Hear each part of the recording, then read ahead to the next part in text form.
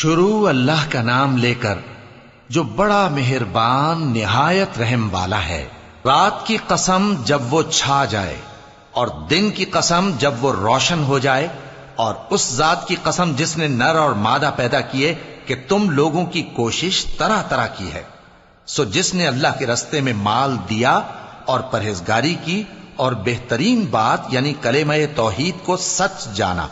تو اس کو ہم آسان طریقے کی توفیق دیں گے، اور جس نے بخل کیا اور بے پرواہ بنا رہا اور بہترین بات کو جھوٹ سمجھا،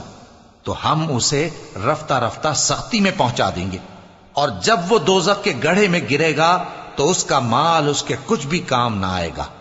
یقیناً راہ دکھا دینا ہمارا ذمہ ہے، اور بے شک آخرت اور دنیا ہماری ہی ملکیت ہیں۔ سو میں نے تم کو بھڑکتی آگ سے خبردار کر دیا ہے،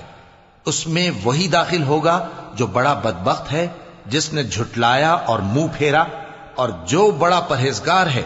وہ اس سے بچا لیا جائے گا۔ وہ جو اپنا مال دیتا ہے تاکہ پاک ہو، اور اس لیے نہیں دیتا کہ اس پر کسی کا احسان ہے جس کا بدلہ اتارا جائے، بلکہ اپنے رب اعلی کی رضامندی حاصل کرنے کے لیے دیتا ہے، اور وہ